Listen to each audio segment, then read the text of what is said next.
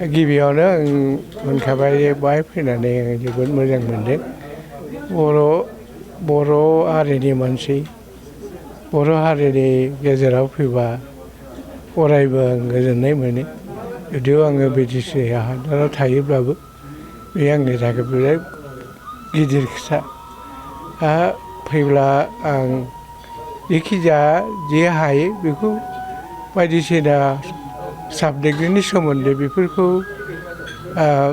Research बायदि खालामनानै research होनला आं बिदिनो नागिरै बेफोरखौ बुथुमनानै बिनि बिजाब लिरनो आङो नाजानानै दं। बे लेखायाव मा बिथिंखौ नोजोर बोनानै नोंथाङा लिरदों? बेनि नोजोरा बियो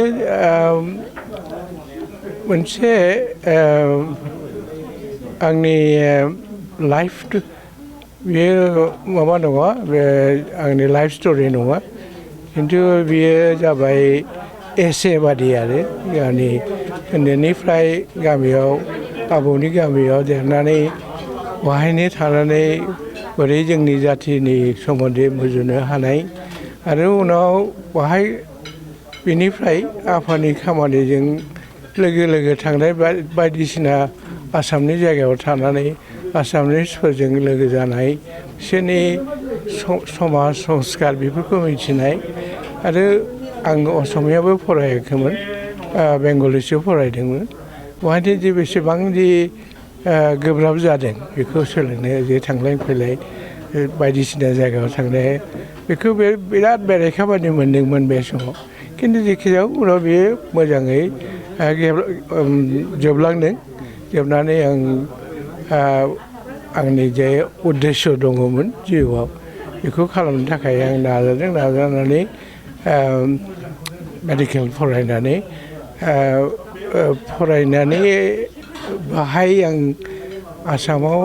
जेबो खामानि मावाखै 6 मासल' आं बेनि एक्सपिरियेन्स थाखाय पस्ट MBBS रेजिस्ट्रेसननि थाखाय खामानि मावनानै आङो इंलेण्डआव थांदों इंलेण्डआव थांनानै हजोंहाय खामानि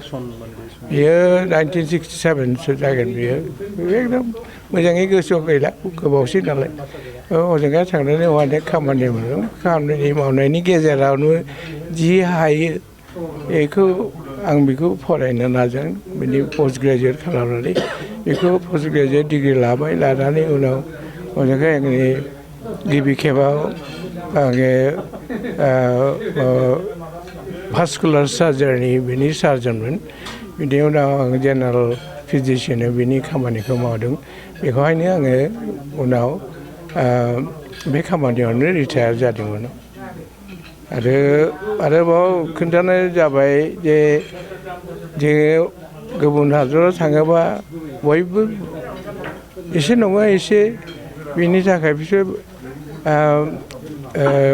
बेरेखा मोनगोन आरो गोब्राब जायो बेखौ बारग'नांगौ बेखौ सेस्था खालामनांगौ नाजानांगौ बेफोरखौ रावबो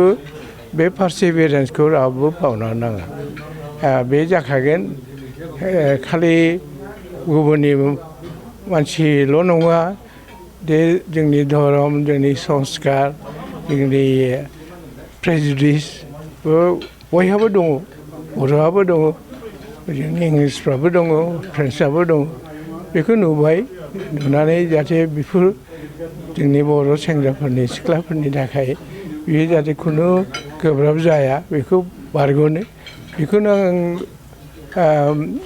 बेखौनो अपजिस होबाय आरो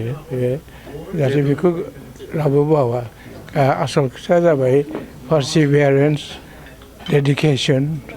आरो बे गोब्राबै मावनाय गावनि माथोखौ नांगोन नाङा बेनो आरो खोथाया आरो बेनि लोगोसे आङो बे मुलुगाव रिटायार जाखांबा गोबां हादराव आङो बेरायनो थांदों बे बेरायनो थांनाया ओरैनो बे जायगाखौ नायनोल' थाङाखै बेनि जारिमिन बेनि संस्कार बिदिनो लाइफ स्टाइल बेफोर पलिटिकेल सिस्टेम बेफोरखौ नायदों आङो बाहाय ओजोंहाय आमेरिकानि गोबां जायगायाव थांबाय जापानाव थांबाय चाइनिसआव थांबाय इण्ड'नेसिया मालयेसिया करिया भियेटनाम आरो इउरपआवथ' दाबाय फ्रान्स इंलेण्ड जार्मानि अस्ट्रिया बेफोर जायगायाव थांबाय इजिलि साउथ आमेरिकाबो थांदों आं बाहाय आङो हाजो गाखोनो थांदोंमोन बे समाव माचु पिच्चु एन्डिस बेफोराव गाखोदों गाखोनानै बिनि जोंनि मानसिफ्रा खायफा जे इंका होननानै मोनसे जाथि दं बिसोर जोंबादि जे बर'फोरबादि बिसोरो बेखौ नुनानै आसरित मोन्दों आं बिसोरनि बे दानायफ्रा जोंबादिनो बे खायफा आगर बे हाजो खर' बेनिफ्राय मा होनो मावजि आफां बेफोरनि बिसोरनि सियाव बे आगरफोरखौ नुनानै आसरित जादों आं बोरै जे बोरै गोरोबलायखो बेखौ साननानै